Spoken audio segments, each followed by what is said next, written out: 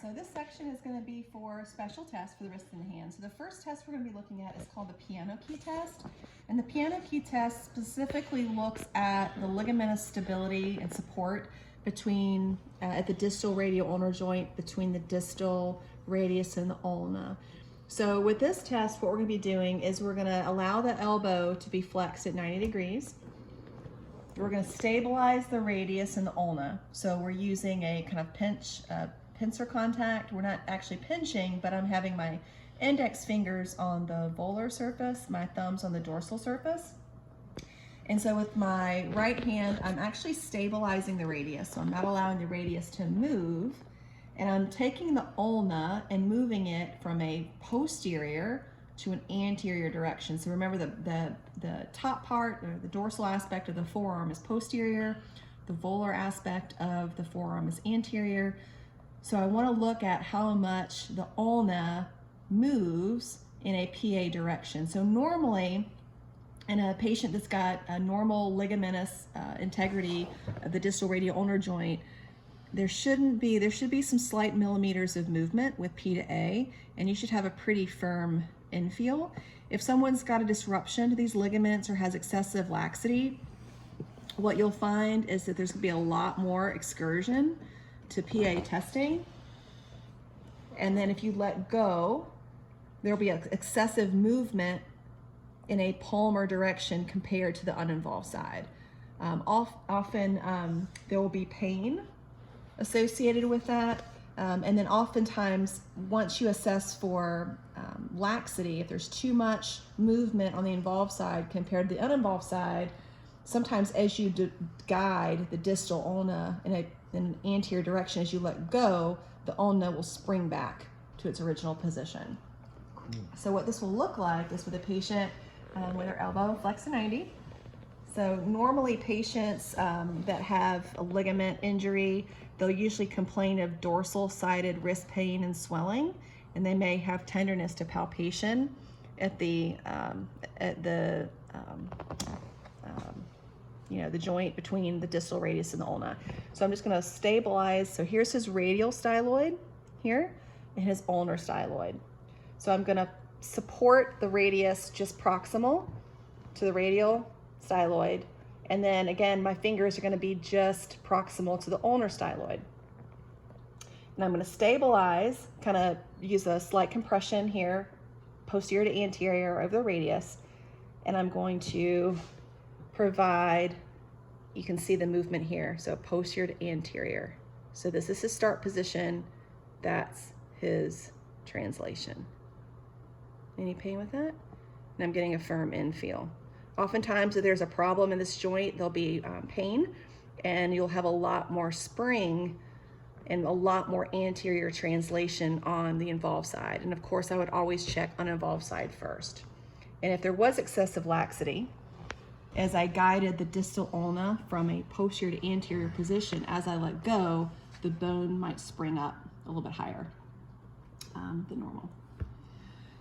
Stability tests are the scaphoid shift test and the lunotriquetral ballottement test. And so this is specifically looking for ligamentous injury between the scaphoid and the lunate, or the lunate and the triquetrum. So a lot of times patients, when they fall on an outstretched hand, they may cause some disruption of the ligaments at either of the attachments between the carpal bones of the proximal carpal row. So what we're going to do with the scaphoid shift test is on the palmar side of the hand, on the thumb side, the scaphoid has a very prominent tubercle. So I'm going to place my thumb over the tubercle, and I'm going to apply a dorsal glide of the scaphoid as I radially and ulnarly deviate the hand. And if there's ligamentous disruption between the scaphoid and the lunate, so if there's ligamentous disruption between the scaphoid and the lunate, then there'll be a pop or a click.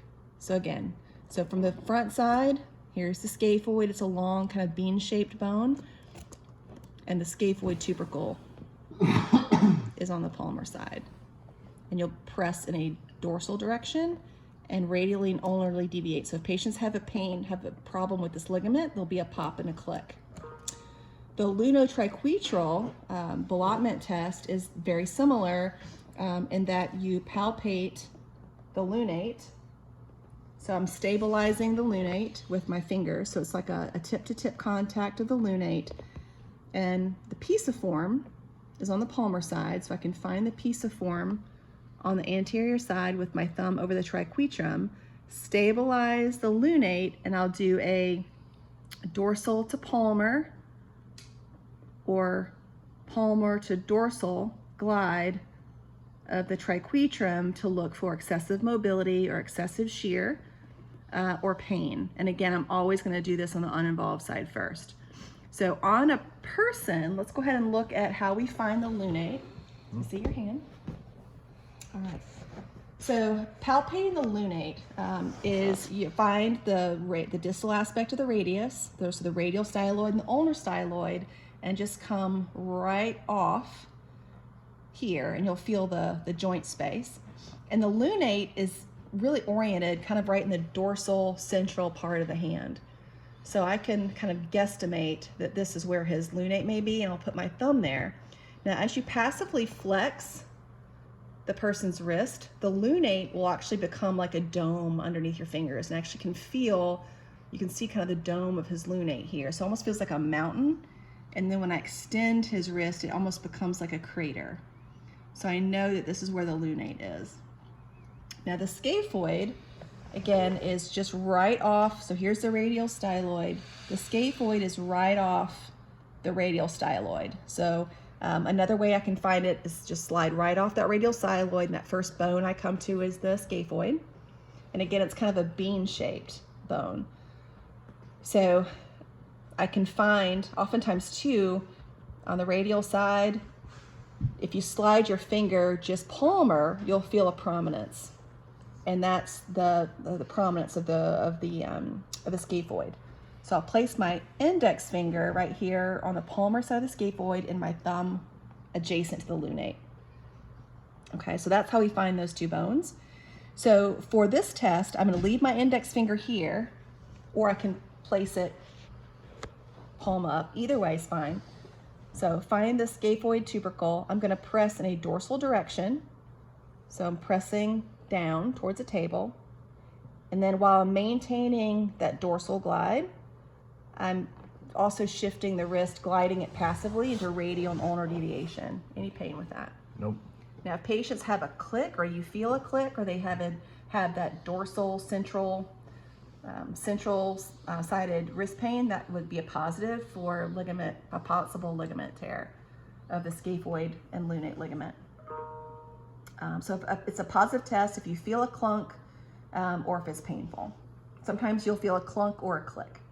And then for the lunotriquetral ballottement test, just like we found the lunate earlier, I'm going to apply a thumb to index finger contact right over the palmar side of the lunate and dorsal side of the lunate, and I'm going to find the pisiform on the palmar side and place my thumb directly over the pisiform on the top, because we know the pisiform and the triquetrum sit on top of one another vertically.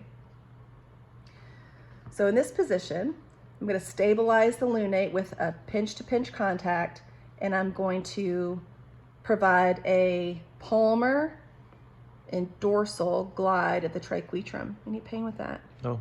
So again, any type of excessive mobility on one side, on the involved side compared to the uninvolved side, or pain. Okay. And then the next test is fairly simple. It's the TFC load test. So the TFC load test is a load on the triangular fibrocartilage complex. There's a disc that lies in between the proximal carpal row and the distal ulna. So how we want to do this is, again, I'll test the uninvolved side first. So go ahead and place your arm on the table. Good. So I'm going to make sure it's not in the hole there. So I'm going to stabilize the wrist. So again, this is a lumbrical grip where I'm using a flexion of my MCPs and my thumb at the distal aspect of the radius and ulna. You okay with that? Yeah, that's fine. Okay. We'll just relax your elbow for a second. Yeah, relax a little bit. And then I'm going to use my thumb on the top and fingers in the front to ulnarly deviate first. Any pain with that? Nope. And then I'm going to apply an axial load. So just a direct compression of the wrist. Oop, you got a little clunk there. Any pain with that? No. Okay. So clunk's not a positive test. So go ahead and come to the other side. So now we're going to do the involved side. So again, lumbrical grip. I'm going to ulnarly deviate. Any pain with that? No. And then apply straight vertical compression. Any pain with that? No. Okay. So a positive test is usually the pain provoked on the dorsal ulnar side of the wrist, clicking or crepitus, like a grinding noise can also be considered positive. And then another one that can follow up to that, which we don't have a chair here, but you can also have the patient put their arms on a chair and then push up from a sit to a stand position. So the wrist is in an extended and ulnarly deviated position. And as they push up from the chair, that can be painful as well. So if the test of that sit to stand test, so if the patients can do that with no pain, there's 100% sensitivity that you can rule out a TFCC involvement or pathology. The next one is Finkelstein's test. So Finkelstein's test is a test for the tendons in that shared first dorsal compartment. So the tendons of that compartment are the abductor pollicis longus, extensor pollicis brevis. So a nice way to be able to find that is asking the patient to kind of extend the thumb. So extend the thumb for me. So extend up. Okay. And so you can place your finger in the anatomical snuff box here. And so the tendons on the radial side are the ones involved with Finkelstein. And oftentimes they'll be palpable and tender. But the test for Finkelstein's test is I'm just asking the patient to go ahead and just tuck your thumb in your hand and then wrap your fingers around your thumb. Perfect. And then what I'm going to do is I'm going to passively ulnarly deviate the wrist. Okay, so you want to make sure that you provide a lumbrical grip here so we're not impeding the amount of ulnar deviation. So just relax for me. And let me ulnarly deviate. Any pain with that? No. And if they have if they have de Quervain's, they'll have a positive Finkelstein in that they'll have radial-sided wrist pain that kind of follows the path of those tendons.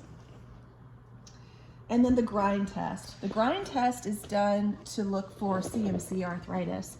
So CMC arthritis affects the first CMC joint where the metacarpal articulates with the trapezium. So what we're going to do with the grind test is we're going to find the first metacarpal and come right off the first metacarpal to find the trapezium. We're going to stabilize the trapezium with our index and thumb, and then our other hand is going to apply our thumb and index finger at the base of the metacarpal. We're going to hold the trapezium still and compress the first metacarpal into the trapezium and wait to see if that's painful. If it's not painful, you can add a second component and just provide a rotation. And this is called the grind test. So here's the first metacarpal.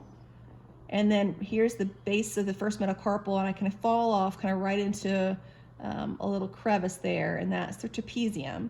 Oftentimes, if I think I'm on the trapezium here, I can ask the patient just to roll their thumb around. Yeah. You can feel the joint here as the first metacarpal articulates with the trapezium. So I'm going to stabilize the trapezium on the palmar and dorsal side, and then I'm going to stabilize the first metacarpal, so I'm getting close to the joint. I'm stabilizing the trapezium, and I'm adding a axial compression, so my force is going towards the trapezium. Any pain with that? No. Okay, so that's just a compression. If that's not painful, I can add a second component, which is a little bit of rotation. So patients may complain of CMC pains, typically on the dorsal or radial side of the thumb. They'll complain of pain, and you'll also sometimes feel clicking or crepitus sensation. So that's a positive test. And then the last one is gamekeeper, skier's thumb, where patients who may have skied or fallen on an outstretched hand, they may have torn the ulnar ligament of the thumb. So the ulnar collateral ligament may be disrupted.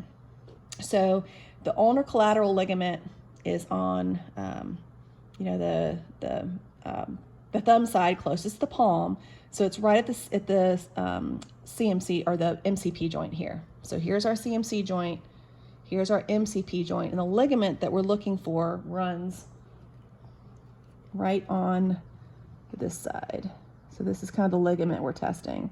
So a lot of times skiers, if they're holding a pole and they fall, the strap gets caught in the thumb, and as they fall, the thumb gets pulled away from the ski pole because their thumb is in the loop.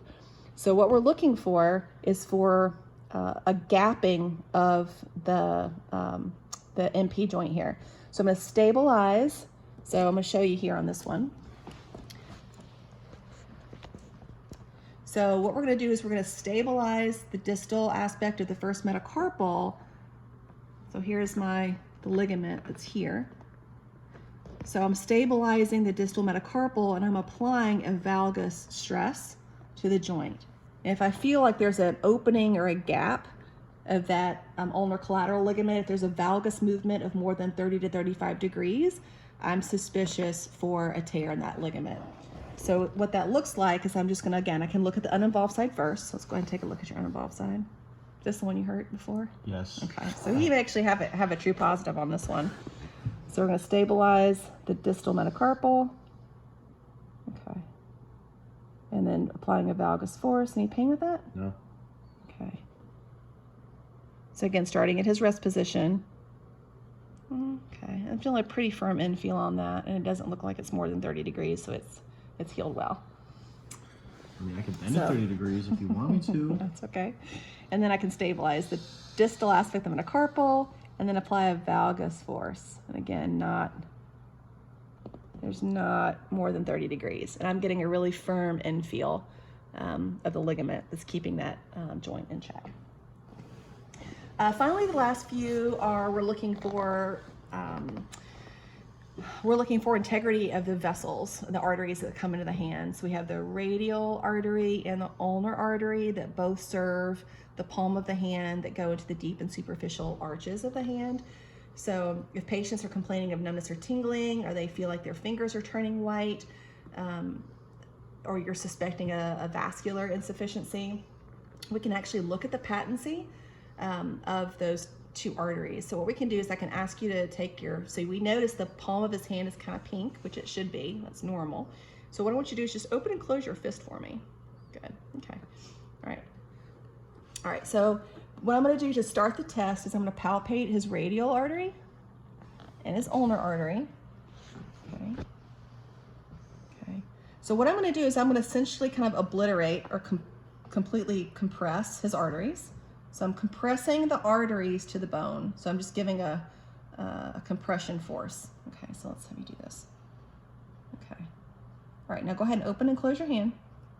Now as you open and close his hands a couple times, as you open up, you notice his hands are white and they stay white. Now I'm gonna let go of the radial artery. Notice how his hand pinks up.